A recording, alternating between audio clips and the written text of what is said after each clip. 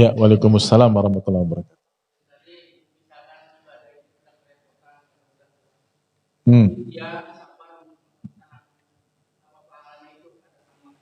Iya, insya Allah ada kelebihan dan tambahan pahala itu. Dan Allah Maha tahu.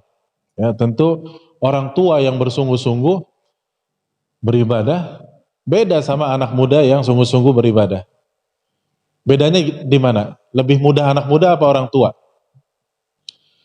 Anak muda, karena anak muda mah fisiknya masih sehat, masih fit.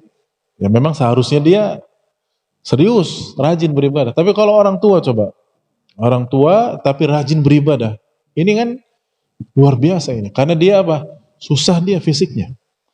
Sudah lemes, enaknya mah tiduran terus ya di rumah. Ini dia tetap beribadah ke masjid, dia baca Quran, dia berarti di situ ada insya Allah kesulitan. Ada kesulitan yang lebih, berarti ada pahala yang apa? Lebih besar. Karena idhamul ajri ma'a idhamil masyaqqah. Besarnya pahala itu adalah berdasarkan besarnya kesulitan yang dia lakukan. Makanya ya, sodakoh misalkan, ulama memberikan contoh, sodakoh dengan harta yang besar, misalkan ada orang kaya raya, konglomerat, miliarder, bersedekah 100 juta. Itu sih, belum tentu pahalanya mengalahkan orang fakir miskin yang bersedekah 1.000 rupiah. Kenapa? Kenapa coba? Karena lebih susah yang mana? Orang fakir miskin itu untuk makannya saja belum tahu dari mana.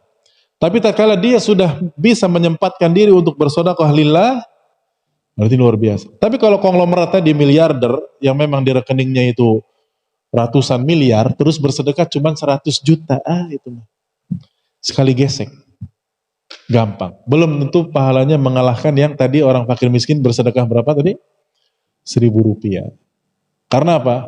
Masyakohnya, kesulitan orang fakir miskin itu lebih berat. Jelasnya di situ. Ya. Dan semacam itulah dikiaskan. Ya. Silakan kiaskan semacam itu.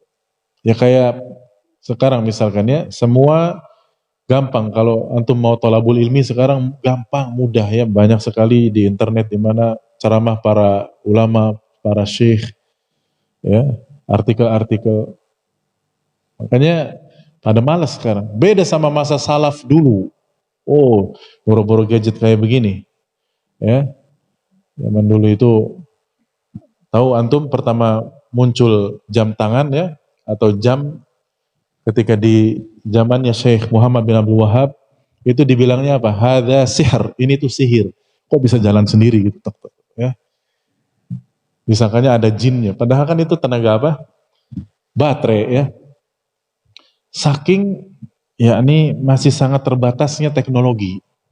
Ya, lihat Imam Bukhari kalau mau nulis Fathul Bari itu yang selama beliau menulis Fathul Bari 16 tahun di bawah terangnya bulan purnama.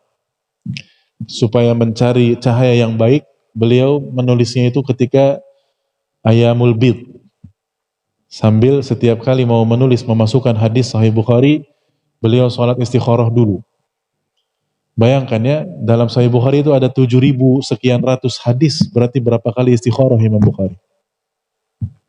Kenapa beliau istikharah? Karena beliau ingin memastikan betul-betul yakin kepada Allah bahwasannya hadis yang saya muat dalam Sahih Bukharinya itu adalah betul-betul hadis yang sahih, tidak ada perselisihan ulama hadis sedikit pun. Yang benar-benar sahih bisa dipertanggungjawabkan hari kiamat di sisi Allah Subhanahu wa taala. Makanya benar ya, usaha beliau itu, lihat Imam Bukhari. Beliau kitabnya adalah yang paling sahih setelah Al-Qur'an. Ya, Sahih Bukhari. Jadi maksudnya di sini adalah bahwa kesulitan itu semakin sulit ibadah seseorang dilakukan tentunya lillah, maka diharapkan pahalanya semakin apa? Besar, insya Allah. Makanya hidup Nabi kan susah ya, padahal Nabi, tapi beliau perang, padahal beliau kebacok juga, beliau giginya rontok juga, beliau tarangnya, pelipisnya, dahinya itu berdarah-darah juga, dilempari batu juga, padahal Nabi. Makanya sangat pantas kalau beliau di surganya, surga apa? Firdaus.